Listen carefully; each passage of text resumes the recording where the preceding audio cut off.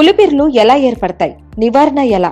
పులిపిర్లు అనేవి మనకి స్కిన్ పైన రౌండ్ స్మూత్ బ్లాక్ కానీ బ్రౌన్ స్పాట్స్ లాగా కానీ కనబడతాయి. అవి స్లైట్గా మన స్కిన్ పైన ఎలివేటెడ్గా ఉంటాయి. వాటిని డెర్మటోసిస్ పాపిలోజా నైగ్రా అంటాము పులిపిర్లు. సో ఇవి మనకి ఫేస్ పైన కామన్గా చీక్స్ పైన చూస్తూ ఉంటాము. But they can happen anywhere అండి. లైక్ ఐలిడ్స్ పైన కానీ, నెక్ పైన, చెస్ట్ పైన, బ్యాక్ పైన కూడా, ఆర్మ్స్ పైన కూడా చూస్తూ ఉంటాము. దీనికి కారణాలు వచ్చేసి మనకి మోస్ట్లీ హెరిడిటరీ అండి. తర్వాత వచ్చేసి ఇంకొకటి మనకి సన్ ఎక్స్పోజర్, తర్వాత ఏజ్.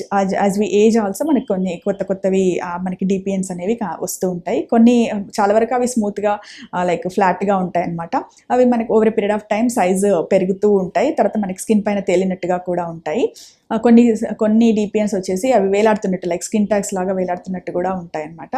సో దీనికి మనము ట్రీట్మెంట్ వచ్చేసి లైక్ ఎలక్ట్రోకాటరీ ద్వారా కానీ, లేజర్ ద్వారా కానీ రిమూవ్ చేయడం జరుగుతుంది. But at the same time మనకి ట్రీట్మెంట్ కంపల్సరీనా అంటే యాక్చువల్లీ మనకి ఏమి సిమ్టమ్స్ ఏమీ లేకపోతే, లైక్ మనకి వీటి వల్ల ఏమీ సిమ్టమ్స్ ఉండదు. మెయిన్గా కాస్మెటిక్ ఇష్యూ అండి దీనివల్ల.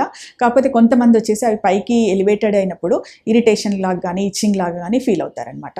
సో అప్పుడు మనము రిమూవ్ చేసుకోవడం అనేది మంచిది. సో ఎప్పుడైనా మనకి పులిపిర్లు వచ్చినప్పుడు వాటికి మళ్ళీ హోమ్ రెమెడీస్ అప్లై చేసి, లైక్ ఈ సున్నం అని, తర్వాత వెల్లుల్లి అని, ఇలాంటివన్నీ అప్లై చేస్తూ ఉంటారు. దానివల్ల ఏంటంటే మనకి ఎక్కువగా మరకలు పడిపోయి మనకి పర్మనెంట్ మార్క్స్ లేక స్కార్స్ అనేవి రావడానికి అవకాశం ఉంటుంది.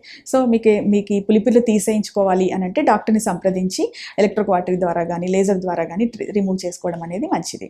సో శాశ్వత పరిష్కారము అంటే ఇది జెనెటికల్లీ ప్రీడిస్పోజ్డ్ కాబట్టి, అంటే మనకి అది వచ్చే టెండెన్సీ ఉంటుంది కాబట్టి, ఇప్పుడు మనకు ఒక చోట పులిపిర్లు వచ్చినప్పుడు వాటిని మనం తీసేసిన తర్వాత మళ్ళీ కొత్త ప్లేసెస్లో రావచ్చండి. అంటే అసలు పులిపిర్లే రాకుండా ఏమైనా మెడిసిన్స్ ఇచ్చి అలా చేయడం అనేది సాధ్యం కాదు.